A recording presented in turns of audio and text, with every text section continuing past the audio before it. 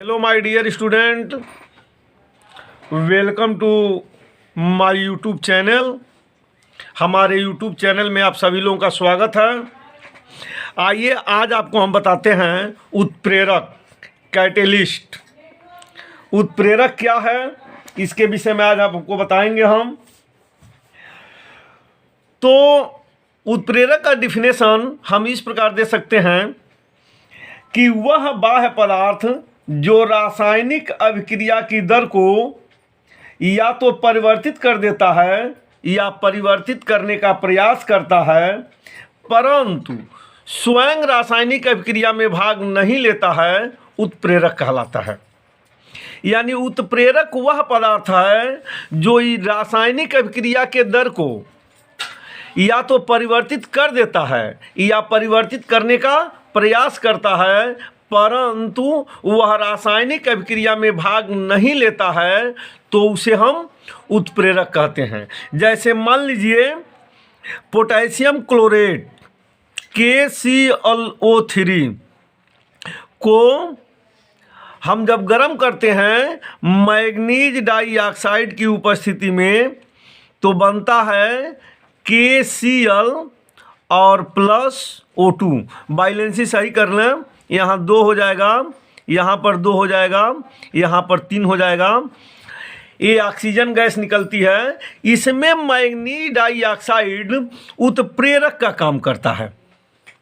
यह रासायनिक अभिक्रिया में भाग नहीं लेता है, लेकिन रासायनिक अभिक्रिया के दर को बढ़ा देता है। तो इस प्रकार उत्प्रेरक की परिभाषा हम ऐसे देते हैं कि उत्प्रेरक वे बाह्य पदार्थ होते हैं जो रासायनिक अभिक्रिया में भाग नहीं लेते, परंतु रासायनिक अभिक्रिया के दर को या तो बढ़ा देते हैं और या तो घटा देते हैं और स्वयं अपरिवर्तित रहते हैं।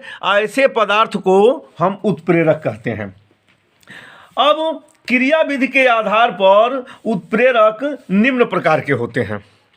क्रिया विधि के आधार पर, क्रिया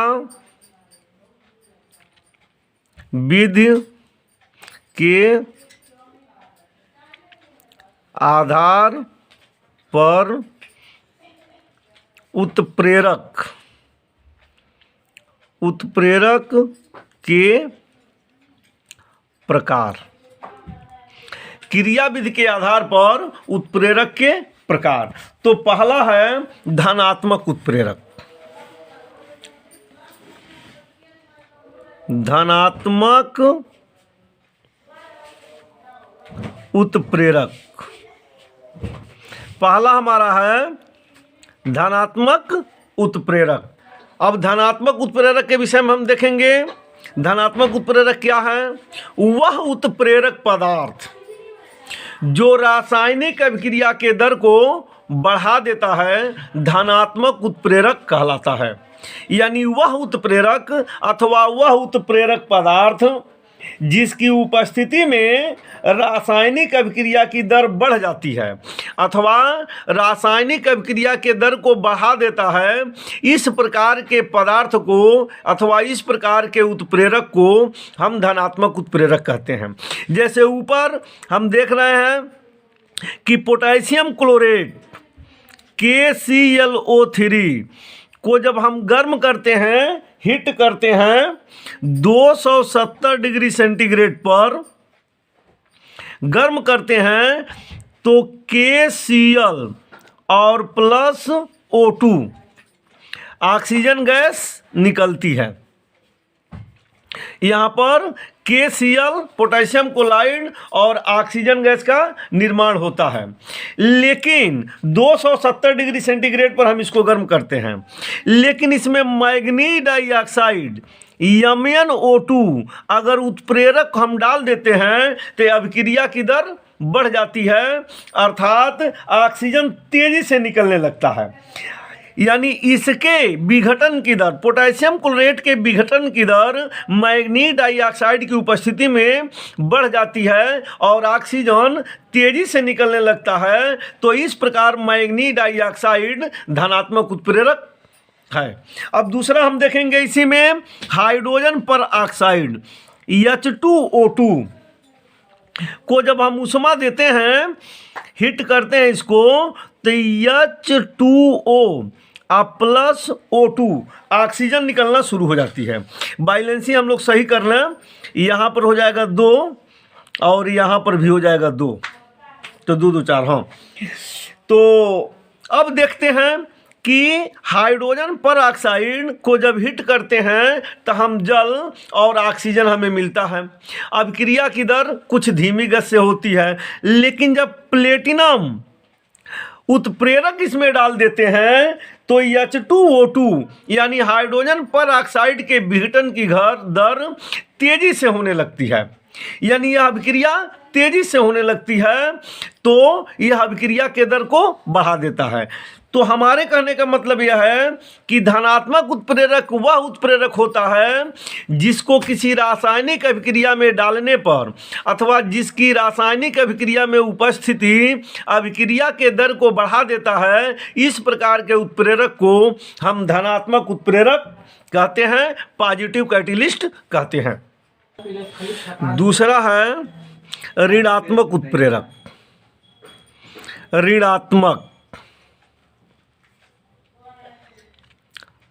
ऋणात्मक उत्प्रेरक। अब ऋणात्मक उत्प्रेरक क्या होता है? अब धनात्मक उत्प्रेरक का उल्टा ऋणात्मक उत्प्रेरक होता है। हम परिभाषा ऐसे दे लेते हैं कि ऐसा उत्प्रेरक जो अभिक्रिया के दर को कम कर देता है, अभिक्रिया के दर को घटा देता है, इस प्रकार के उत्प्रेरक को हम ऋणात्मक उत्प्रेरक कहते हैं। अथवा ऐसे कह लें कि वह उत्प्रेरक पदार्थ जिसकी उपस्थिति में किसी रासायनिक अभिक्रिया की दर घट जाती है, कम हो जाती है, इस प्रकार के उत्प्रेरक को हम ऋणात्मक उत्प्रेरक कहते हैं। यानी ऋणात्मक उत्प्रेरक डालने से अभिक्रिया की दर अगर तेजी से हो रही है तो मंद पड़ जाती है, धीमी पड़ जाती है, इसे हम ऋणात्मक उत्प्रेरक कहते हैं। जैसे मान लीजिए सोडियम सल्फाइड Na2SO3 की ऑक्सीजन की उपस्थिति में जब हम रिएक्शन कराते हैं तो बनता है सोडियम सल्फेट Na2SO4। बैलेंसी सही कर लें हम, यहाँ 2 होगा और 4 दूना 8 हो गया, 3 दूना 6, यहाँ भी 2 हो जाएगा। अब 6 और 2 8 4 दूना, हाँ बैलेंसी सही हो गई।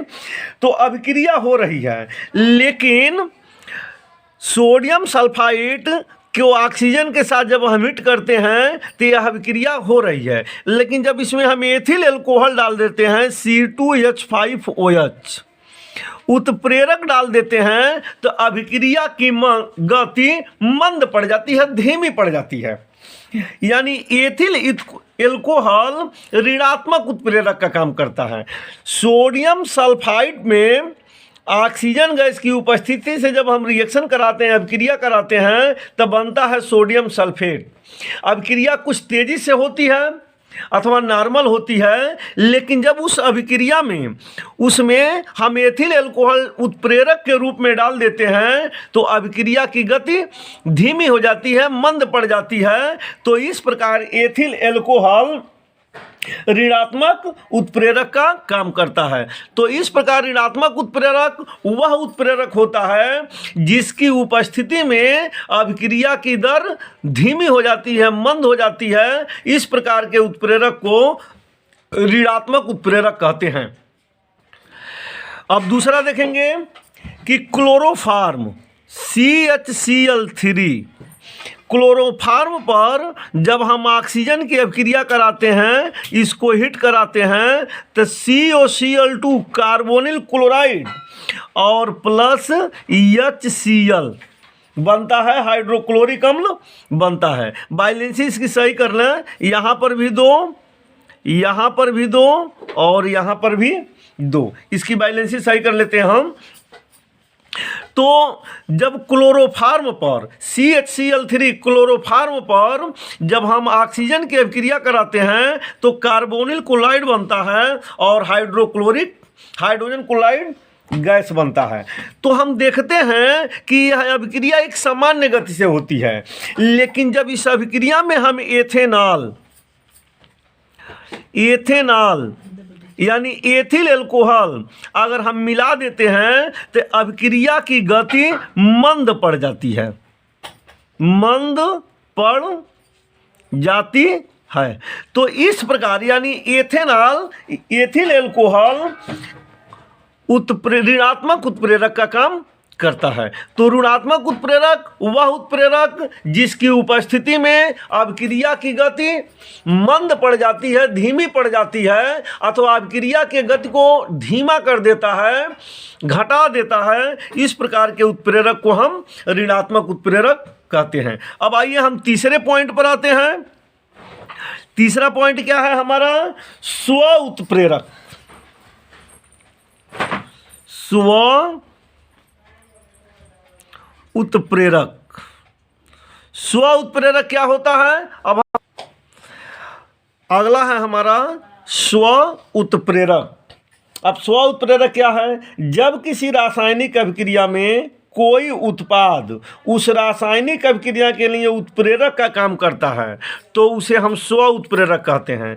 यानी जब किसी रासायनिक अभिक्रिया में किसी अलग से पदार्थ को हम नहीं डालते हैं, कोई उत्प्रेरक पदार्थ नहीं डालते हैं, लेकिन उस रासायनिक अभिक्रिया में जो पदार्थ हम प्रयुक्त करते हैं उसमें से वह पदार्थ ही उत्प्रेरक का काम करता है। तो इस प्रकार के उत्प्रेरक को हम स्व उत्प्रेरक कहते हैं। जैसे ऑक्जेलिक एसिड को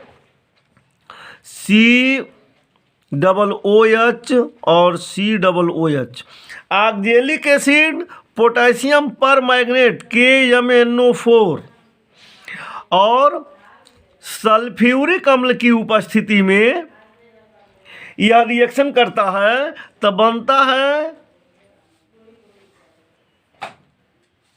MnSO4 plus K2SO4 plus 10CO2 और प्लस 8H2O। इधर हम बैलेंसी सही कर लेंगे। यहाँ 5 हो जाएगा, यहाँ 2 हो जाएगा, यहाँ पर 3 हो जाएगा और फिर यहाँ पर 2 हो जाएगा K2SO4।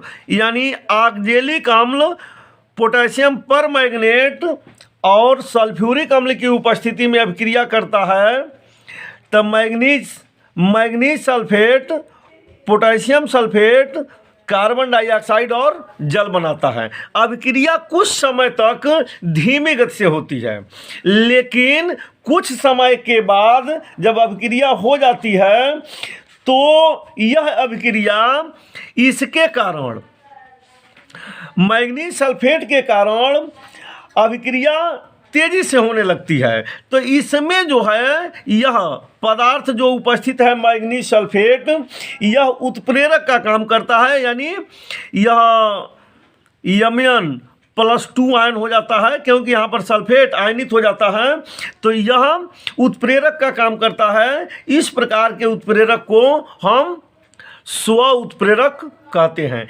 यानी जब अभिक्रिया में प्रयुक्त पदार्थ ही उत्प्रेरक का काम करने लगे तो इस प्रकार के उत्प्रेरक को हम स्व उत्प्रेरक कहते हैं।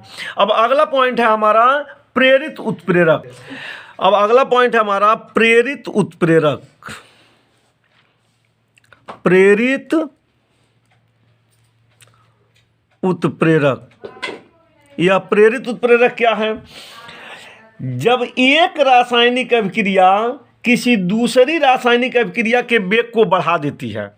अब देखिए प्रेरित उत्प्रेरक क्या है? जब एक रासायनिक अभिक्रिया किसी दूसरी रासायनिक अभिक्रिया के वेग को बढ़ा देती है, इस प्रकार के उत्प्रेरक को प्रेरित उत्प्रेरक कहते हैं। यानी प्रेरित करती है, एक रासायनिक अभिक्रिया दूसरे रासायनिक अभिक्रिया को प्रेरित करती है। वह प्रेरित करती है कि वह रासायनिक अभिक्रिया हो।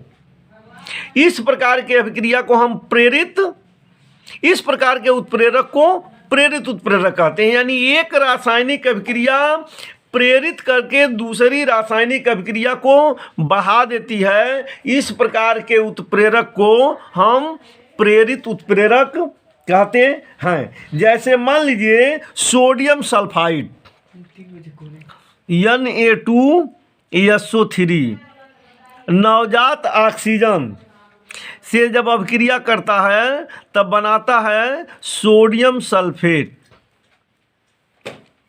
अब देखिए Na2SO3 यह भी ऑक्सीजन से अभिक्रिया करता है तो कोई अभिक्रिया नहीं होती है, नो रिएक्शन, नो रिएक्शन, कोई अभिक्रिया नहीं होती है। और पुनः यह दोनों जब अभिक्रिया कर लेते हैं, यह और यह Na2SO3 Na2SO3 प्लस O2 ये दोनों रिएक्शन कर लेते हैं तो बनता है Na2SO4 और प्लस Na2SO4। अब इसमें हम देखेंगे यह इसमें रिएक्शन कर गया और यह इससे कोई रिएक्शन नहीं किया है। Sodium arsenic oxide, sodium sulphide और ऑक्सीजन से अभिक्रिया किया तो सोडियम सल्फेट बन गया और यह इससे तो ये कोई रिएक्शन नहीं करता है। और जब ये दोनों रिएक्शन हम मिला देते हैं तो यह रिएक्शन जो ये अभिक्रिया है इस अभिक्रिया को होने के लिए उत्प्रेरित कर देता है।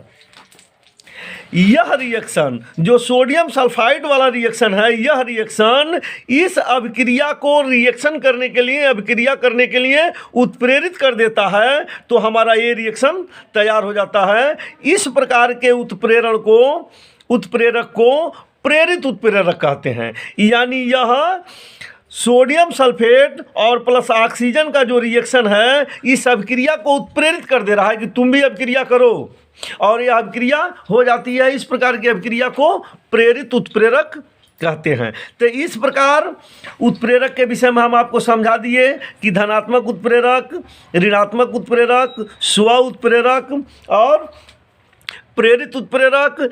इस वीडियो को आप ध्यान से देखें, पढ़ें और समझें। अगर यह वीडियो पसंद आया हो तो आप इसे लाइक करें।